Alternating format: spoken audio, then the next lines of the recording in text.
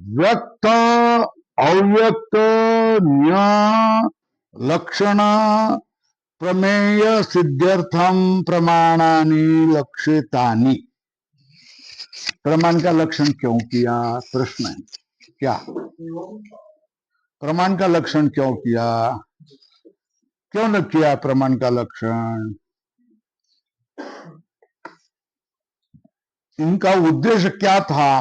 इन्होंने क्या बताया? व्यक्त अव्यक्त ज्ञ जिनका लक्षण है, ऐसा जो प्रमेय पदार्थ है सांख्यों का, उसकी सिद्धि के अर्थन मतलब प्रयोजन के लिए प्रमाणानि लक्षितानि, प्रमाण को क्या किया है?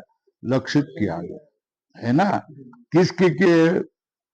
व्यक्त अव्यक्त ज्ञानात, ऐसा कहा है ना।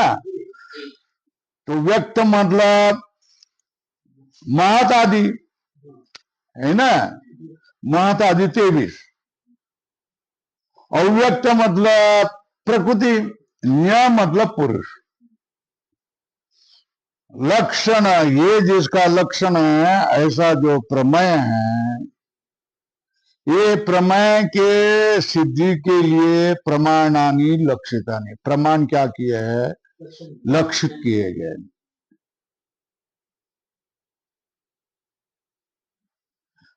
तो कितने आए पदार्थ? व्यक्त 1, अव्यक्त 2, ज्ञ 3। लिखो वहां, ये 3 पदार्थ। तत्र व्यक्तम, व्यक्तम मतलब व्यक्त तत्व, व्यक्त पदार्थ। कौन?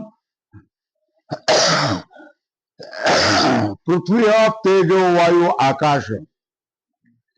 बनकर पंखा। पृथ्वी आदि स्वरूपतः, स्वरूप से, पंचुल पाद धूल से जिसके पैर भरे हैं, हालिको अपनी, हल चलाना वाला।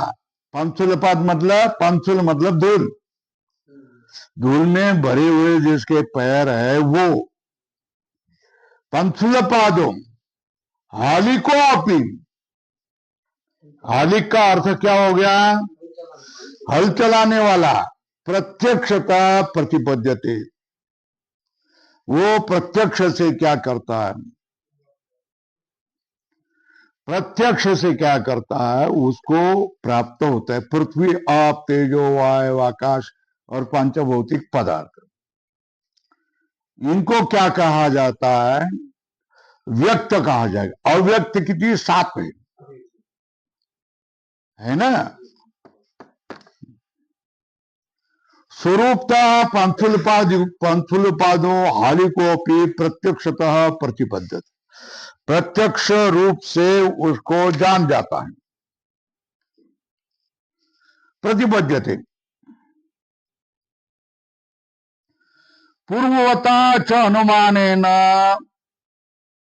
धूमादि दर्शनाद वन्यादि च।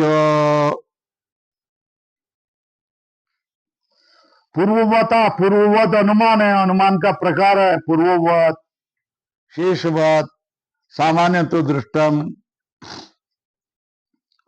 पूर्ववता च अनुमान है ना, धूमादि दर्शनाद, धूमादि का दर्शन होने से जिस तरह वन्यादि का अनुमान किया जाता है, तो उसके लिए जो प्रत्यक्षता सिद्ध है, मंद प्रयोजनम शास्त्रम इति दूर अधिगमनेन व्युत्पाद्यम। क्या? उसके व्युत्पादन के लिए मंद प्रयोजन, प्रयोजन नहीं है। कौन? शास्त्र का प्रयोजन नहीं। दूर अधिगमन, अधिगमनेन व्युत्पाद्यम,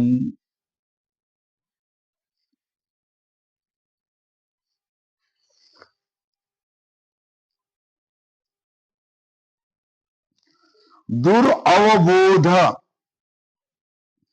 अनेन सांख्य शास्त्रेण व्युत्पाद्यम।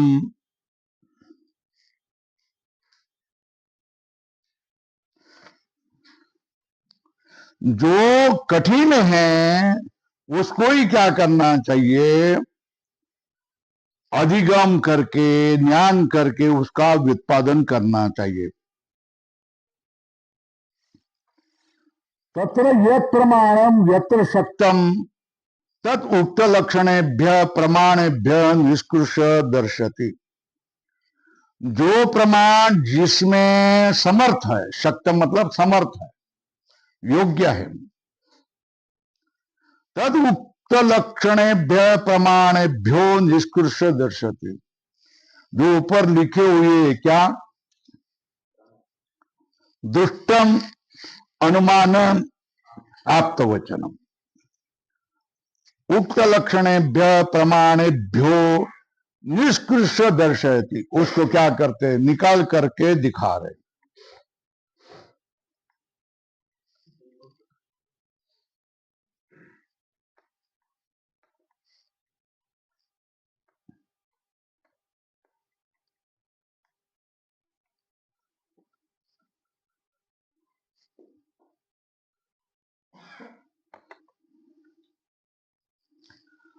जो क्या करता है, व्यक्ताव्यक्त लक्षणों जो प्रमेय सिद्धि के लिए प्रमाण को लक्षित किया गया,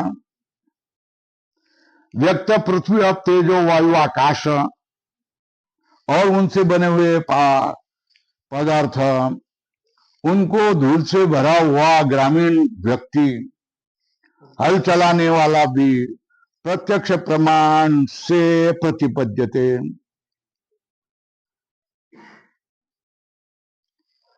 और प्रत्यक्ष पूर्ववद अनुमान से, जिस तरह धूमादि दर्शन से वन्यादि तद व्युत्पादनाय, उनकी व्युत्पत्ति करने के लिए मंद प्रयोजनम शास्त्रम। इसलिए जिसका ज्ञान करना कठिन है, दूर दूर अधिगमनेन व्युत्पाद्यम, जिसका ज्ञान करना कठिन है उसके लिए ही ये शास्त्र प्रयत्न कर रहा है। तो उसमें तत्र यत् प्रमाणम यत्र शक्तम, उसमें उस पदार्थ सिद्धि के लिए जो प्रमाण जिसमें शक्त है, समर्थ है, तद उक्त लक्षणेभ्य प्रमाणेभ्यो निष्कृष दर्शक, वो उन प्रमाणों से निकाल करके दिखा रहे।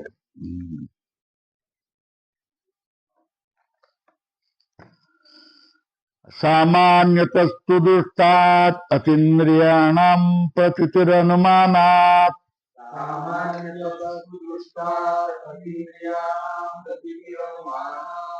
तस्मादपि च सिद्धं परोक्षम आप्तगमात् सिद्धम।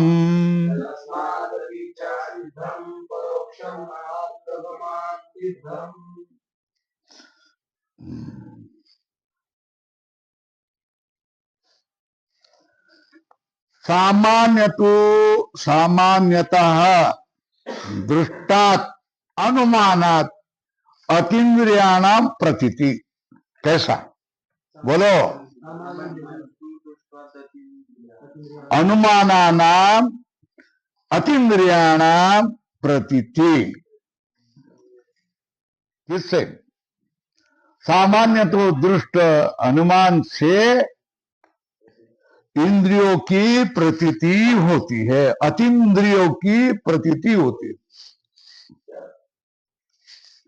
जिसको अनुमान से जो असिद्ध होता है, तस्माद अपि च असिद्ध, तस्मात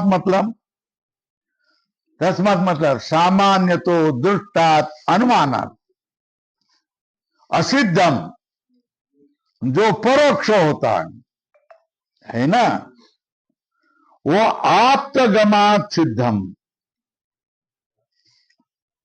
प्रत्यक्ष प्रमाण से सिद्ध नहीं होता है, आंखों से देखा नहीं जाता है, और अनुमान से भी जो सिद्ध नहीं होता है, उसकी सिद्धि किसकी होगी? आप्त आगम से सिद्ध होगी। किससे होगी? बरोबर है क्या? क्या छठे अनुमान से आपको क्या अर्थ हो गया?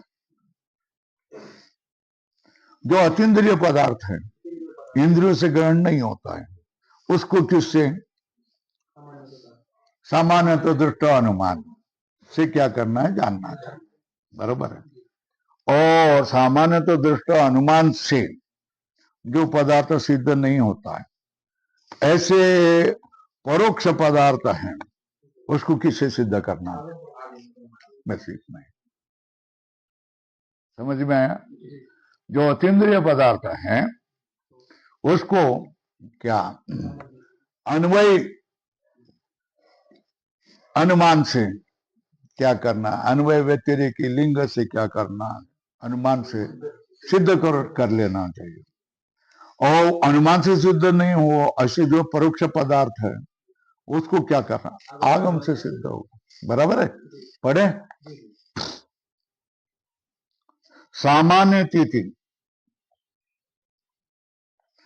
तू शब्द प्रत्यक्ष और पूर्ववत अनुमान है ना, पूर्ववत अनुमान है ऐसा लिखो। विशिष्ट उसको अलग करता है, पूर्ववत अनुमान प्रत्यक्ष और पूर्ववत अनुमान से अलग करने के लिए।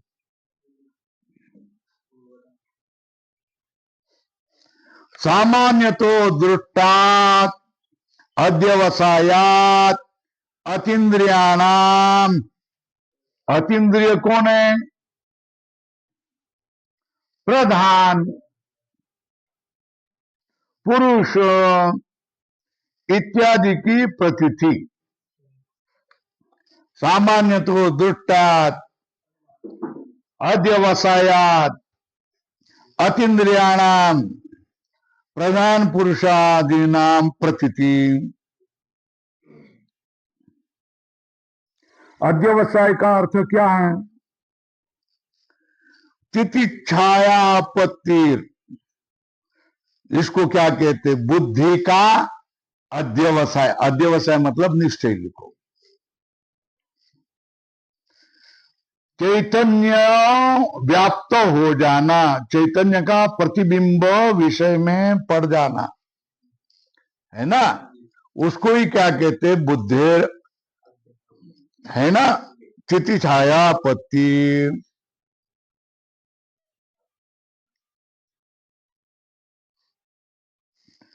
चित्ति सन्निधान है ना, या बुद्धि चित तादात्म्य आपत्ति। अधोरेखा करो नीचे टीका में।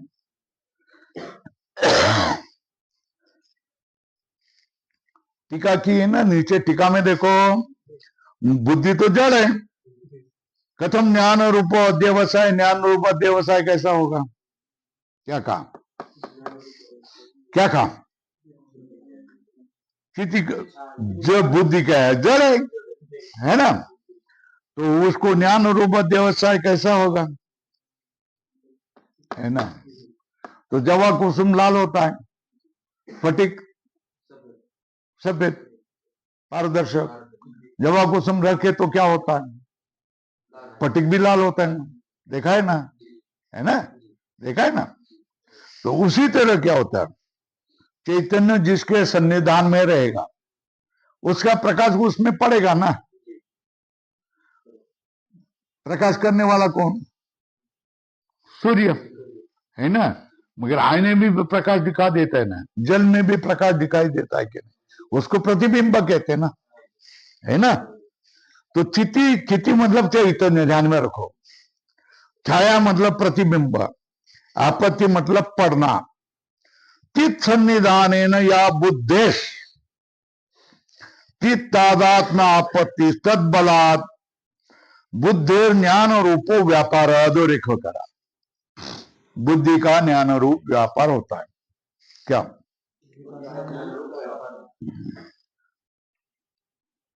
बुद्धि चैतन्य से तादात्म्य को प्राप्त होती है। मतलब तुम चैतन्य और बुद्धि इसमें भेद नहीं करते, है ना। अधोरेखा मिल गया। स्थिति क्या? बुद्धाया जड़ाया बुद्धे कथम ज्ञान रूपो अध्यवसाय। तो चिति छाया आपत्ति रीति चिति सन्निधान या बुद्धे चित तादात्म्य आपत्ति तद बलादेव बुद्धे ज्ञान रूपो व्यापार। अधोरेखा किया।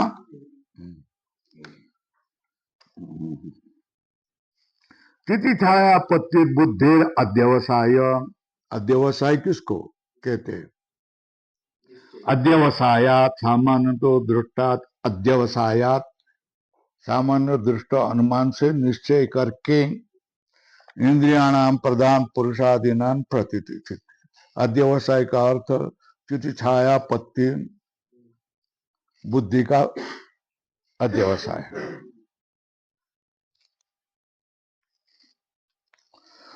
उपलक्षणम च बुद्धेर अध्यवसाय बुद्ध्या उपात्त विषयाणाम स्व प्रतिबिंबिते चेतने समर्पणम फलम बोध प्रमा अनुमति। मिल गया। अधोरेखा करा। बुद्धि के द्वारा जिन विषय को ग्रहण किया है स्व प्रतिबिंबिते चेतने समर्पणम फलम। फलम का अर्थ है बोध प्रमा अनुमिति इत्यर्थ। क्या अर्थ क्या? बुद्धि का ग्रहण किए गए विषयों का स्व प्रतिबिंबित चेतने अपने द्वारा प्रतिबिंबित चेतन में समर्पण करना। इसको क्या किया? बोध प्रमा अनुमिति। लाल करो, हरा करो, पीला करो। हो गया। उपलक्षणम च एतत्। उपलक्षण स्वग्राहकत्वे स्वेतर ग्राहकत्व उपलक्षण से लक्षणम। उपलक्षण से उपरलित हो।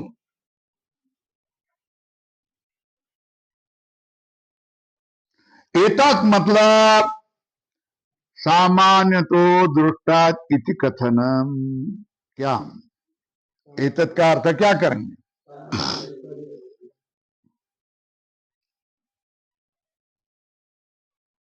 शेषवद इत्यपि द्रष्टव्यम।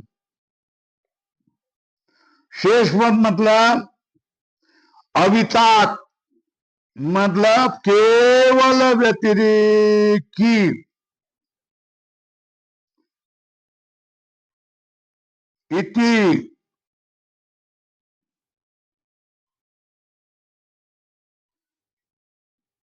आख्य परिशेष अनुमानात। बचा हुआ जो कुछ कौन सा बताए? शेषवत बताएगा। शेषवत मतलब अवित, अविल मतलब केवल व्यतिरेकी। केवल व्यतिरेकी नाम से बचे हुए अनुमान अपनी केशांचित अतीन्द्रियाणाम तन्मात्र अतीन्द्रियाणाम तन्मात्र इंद्रियाणाम प्रतीतिर भवती द्रष्टव्यम। है ना? क्या शेषवत? शेषवत मतलब अवित, अवित मतलब केवल व्यतिरेकी। बचे हुए अनुमान से भी कुछ अतीन्द्रियाणाम तन्मात्र और इंद्रियाणाम प्रतीतिर भवती द्रष्टव्यम।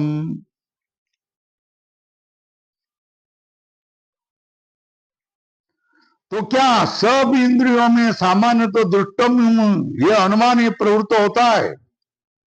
क्या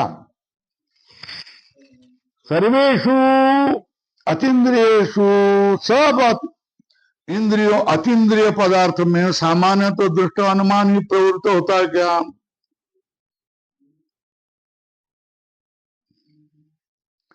तथा च यत्र तन्नास्ति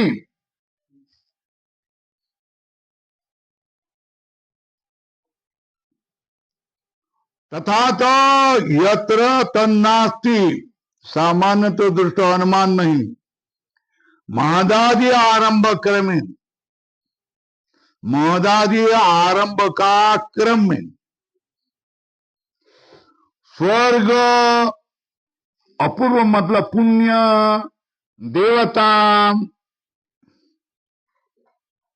तत्र तेषाम अभाव प्राप्त है ना, इनका अभाव प्राप्त हो गया। सामान्य तो दृष्ट अनुमान नहीं है ना। और शेषवत भी अनुमान नहीं है, जहां अनुमान की प्रवृत्ति नहीं होती है। तो तस्माद अपि च असिद्धम परोक्षम आगमात सिद्धम। क्या किया?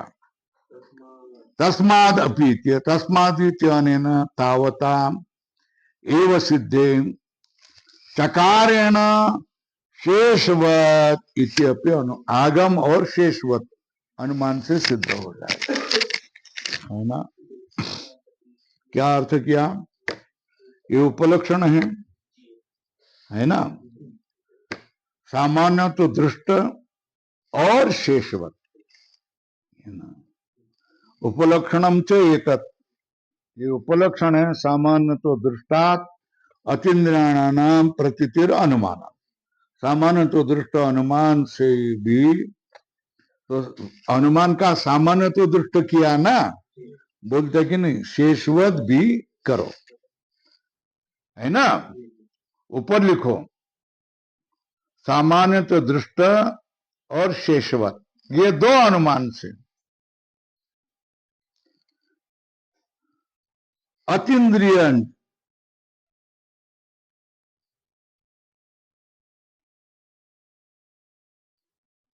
तत्किम सर्वेषु अतीन्द्रियेषु सामान्य तो दृष्टमेव प्रवर्तते।